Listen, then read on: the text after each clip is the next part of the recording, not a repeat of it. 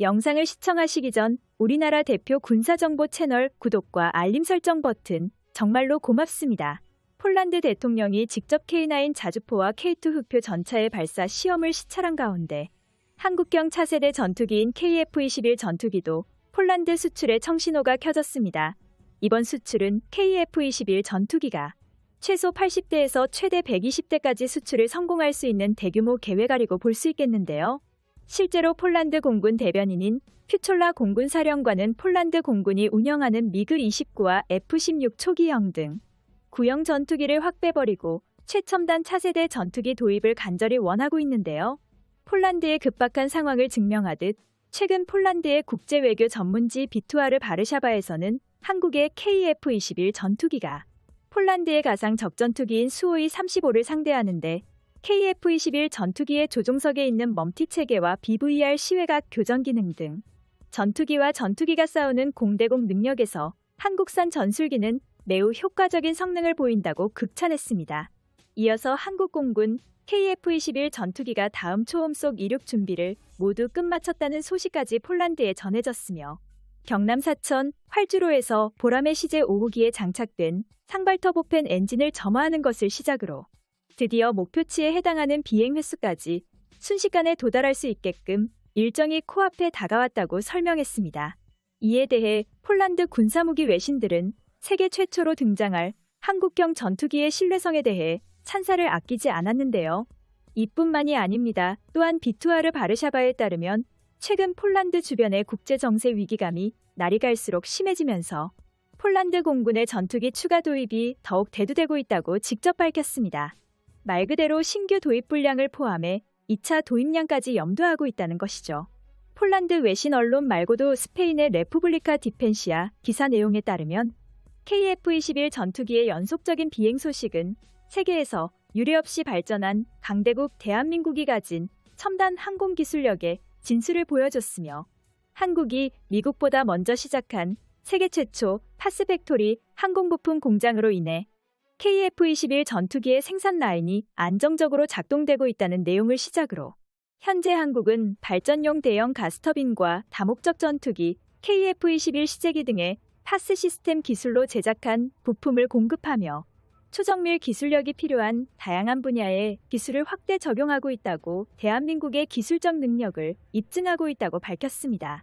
이처럼 유명 외신 보도들이 극찬이 순식간에 생겨나자 KF-21 전투기의 개발 과정에서 치명적인 문제가 생길 것이라는 중국 언론들의 부정적인 발언들을 조용하게 만들었고 침묵시키는 데 성공했습니다. 이어서 레푸블리카 디펜시아 언론에선 오히려 미국산 전투기보다 한국산 전투기가 정비성 및 가성비가 뛰어나다고 설명하고 있습니다. 레푸블리카 디펜시아의 주장이 맞습니다. 미국제 고성능 전투기들은 한국 공군의 KF-21보다 대형 기체고 록히드 마틴과 보잉이 가격을 덤핑시키고 있기 때문에 직접적인 비교는 곤란하지만 국산 KF-21 전투기보다 막대한 비용과 시간이 드는 것은 엄연히 사실입니다. 그럼에도 미국제 전투기들이 갈수록 KF-21 전투기의 2대에서 3대에 가까운 운용 유지비와 개량 비용을 요구하니 폴란드 공군은 미국산 전투기의 비중을 두기보단 다른 대체제로 공중 전력의 상당 부분을 대체하려고 합니다. 이에 화답하듯 국내 방산 업계 관련 해외 수출 지문자들 사이에서도 차라리 우리나라의 말도 일방적으로 무시하고 오히려 다른 국가와 전투기 사업을 벌이는 인도네시아보다 2조 원 선입금과 동시에 FA-250 공격기 추가 도입은 물론 K9 자주포와 K2 흑표 전차를 구매한 폴란드가 신뢰성이 훨씬 높고 폴란드 공군 사령관 역시 차세대 전투기 도입 사업을 추진하기 때문에 한국이 적극적으로 나서서 KF-21 전투기를 폴란드에 판매하는 게 확실한 방법이라는 주장도 큰 힘을 얻고 있습니다.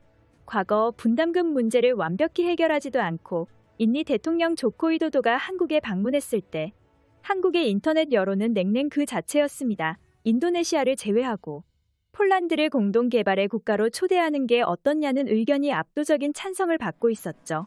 그런데 정말로 반년 만에 상황이 완전히 뒤바뀌게 되었습니다. 한국항공 우주산업 역시 인니를 대체할 뿐만 아니라 더욱 많은 국가들에게 KF-21 전투기 수출을 타진하고 있고 폴란드 정부 역시 이 상황을 긍정적으로 받아들였기 때문에 KF-21 전투기의 첫 수출 대상 국가 중에서 폴란드가 확정되는 듯 보입니다.